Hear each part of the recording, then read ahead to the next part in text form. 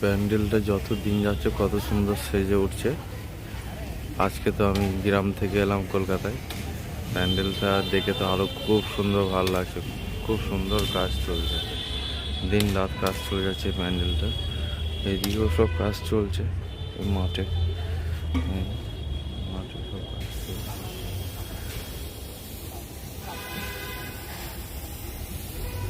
প্যান্ডেলটা সত্যি অপূর্ব লাগছে একদম দেখতে।